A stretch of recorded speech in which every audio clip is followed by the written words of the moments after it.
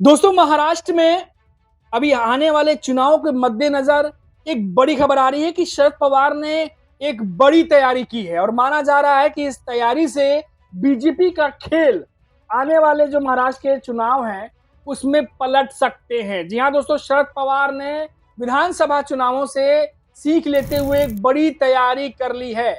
आखिर क्या कुछ किया है पूरी डिटेल से आपको बताता हूं और कैसे बीजेपी का पूरा खेल महाराष्ट्र में बिगड़ सकता है वो भी आपको बताऊंगा। नमस्कार दोस्तों, मेरा नाम है अनीश कुमार सिंह और आप देख रहे हैं 4PM महाराष्ट्र और आपका बहुत बहुत स्वागत करता हूं। दोस्तों, महाराष्ट्र में निकाय चुनाव, महानगर पालिका के चुनाव होने वाले हैं, जिसके मद्देनजर सारी पार्टियां तैयारियों में लगी है, प्रिपरेशंस में लगी हैं कि कैसे इस चुनाव में अपना झंडा लहराया जाए। और इसी कड़ी में शरद पवार ने एक बड़ी तैयारी कर ली है। महाराष्ट्र विधानसभा चुनाव में बड़ी जीत के बाद बीजेपी का फोकस स्थानीय निकाय चुनावों पर है। अब सीएम देवेंद्र फडणवीस ओबीसी वर्ग को लुभाने की कोशिशों में जुटे हैं, तो वहीं दूसरी तरफ महाराष्ट्र के बड़े नेता, कद्दावर नेता, एक तरीके से चाणक्य कहे जाते हैं, शरद पवार ने मराठा पॉलिटिक्स के बाद अब ओबीसी कार्ड खेलने की तैयारी कर ली है। ऐसे में चर्चा छिड़ गई है कि क्या शरद पवार बीजेपी की अगुवाई वाले महायुति गठबंधन के प्लान को चौपट कर देंगे। शरद पवार की अगुवाई वाली राष्ट्रवादी कांग्रेस पार्टी ने राष्ट्रीय स्वयंसेवक संघ यानी आरएसएस के मुख्यालय वाले शहर और राज्य की दूसरी राजधानी नागपुर में मंडल यात्रा निकालने का ऐलान कर दिया है।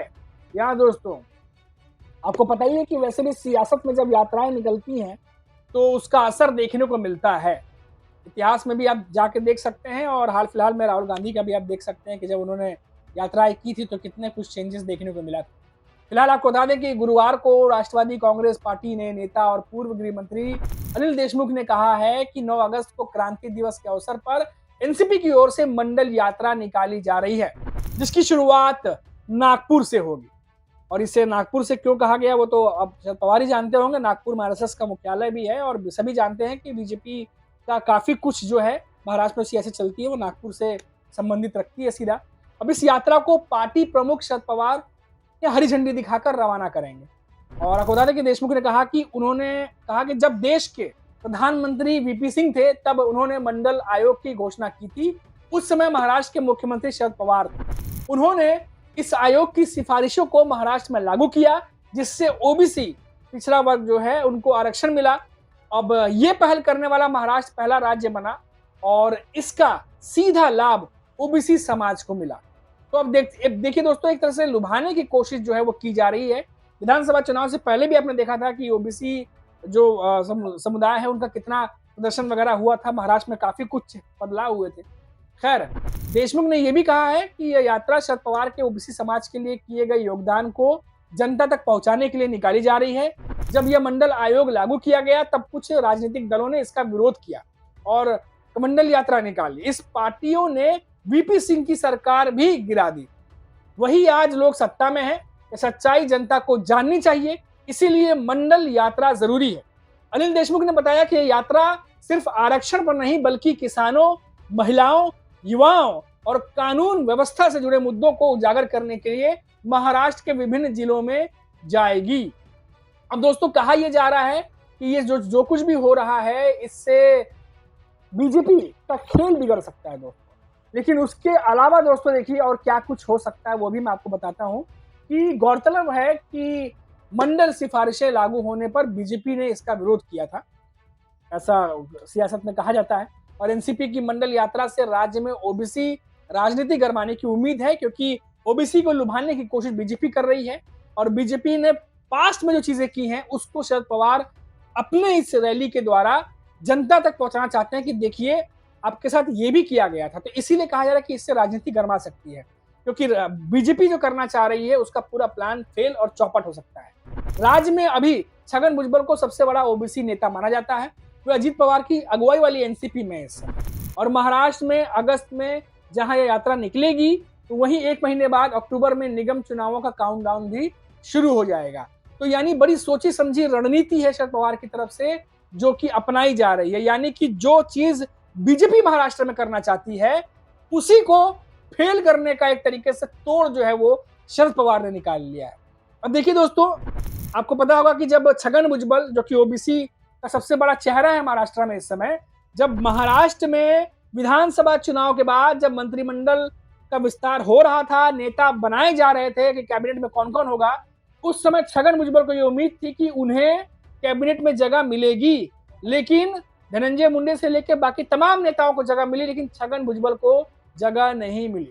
और खबर ये आई कि देवेंद्र फडणवीस बीजेपी के नेता हैं, उस समय तो सीएम नहीं थे, वो चाहते थे कि जो छगन भुजबल हैं वो कैसे भी कैबिनेट में आए, लेकिन अजीत पवार जो हैं वो शायद इसके पक्ष में नहीं थे, जिसकी वजह से उस समय छगन भुजबल कैबिनेट में नहीं आए और उसका नतीजा देखा गया कि महायुति के भीतर घमासान मचा।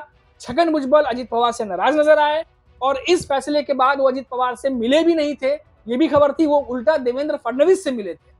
फिर ये चर्चाएं शुरू हो गई कि क्या महाराष्ट्र में ओबीसी वर्ग को अपने साथ जोड़े रखने के लिए क्या देवेंद्र फडणवीस ये चाहते हैं कि छगन भुजबल जो है वो नाराज ना हो, कैबिनेट में रहें, ताकि एक ओबीसी वर्ग जो है उनके साथ खड़ा रहे। हालांकि जब छगन भुजबल जब नहीं आए तो जब धनंजय मुंडे को लिया गया तो कहा गया कि ओबीसी वर्ग उनके साथ रहेगा, लेकिन फिर भी जो छगन भुजबल है वो सबसे बड़ा चेहरा है और इसी चक्कर में काफी समय तक सियासत चलती रही।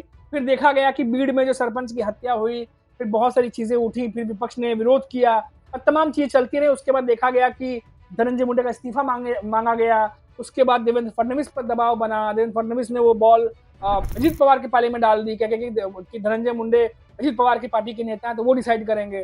फिर अजीत पवार काफी समय तक इन चीजों को लेकर के मीटिंग करते रहे। फिर अंत में देखा गया कि देवेंद्र फडणवीस ने इस्तीफा ले ही लिया धनंजय मुंडे का और फिर मौका मिला छगन भुजबल को महायुति के कैबिनेट में शामिल होने का और वो शामिल हो गए।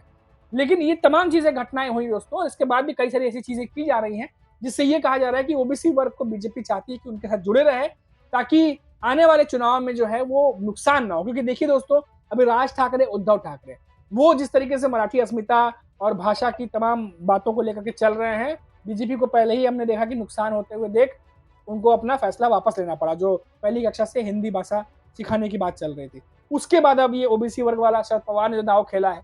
हमने पहले भी आपको बताया था कि उद्धव ठाकरे, राज ठाकरे भले ही वो थोड़े थोड़े में अभी दिखाई दे रहे हो कि कैसे वो राजनीति करेंगे, आगे सियासत उनकी बढ़ेगी, लेकिन कांग्रेस और शरद पवार ने पत्ते नहीं खोले हैं। और अब देखिए, ये खबर आ रही है शरद पवार के गुट से कि एक बड़ी रैली पुणे में, वो भी आरएसएस के मुख्यालय जहां है वहां से एक बड़ी रैली निकाली जा रही है, वो भी ओबीसी समुदाय से जुड़ी हुई, जिससे माना जा रहा है कि इससे एक बड़ा ओबीसी वर्ग शरद पवार से जुड़ सकता है। और अगर शरद पवार से जुड़ेगा तो निश्चित तौर पर बीजेपी या महायुति का नुकसान हो सकता है। अब देखते हैं कि ये वर्ग किस तरफ जाता है, चुनाव में किसे फायदा होता है, लेकिन तगड़ा एक बड़ी तैयारी जो है शरद पवार के साथ देखने को मिल रही है। अभी इतना ही, आप देखते रहिए 4 PM महाराष्ट्र। नमस्कार।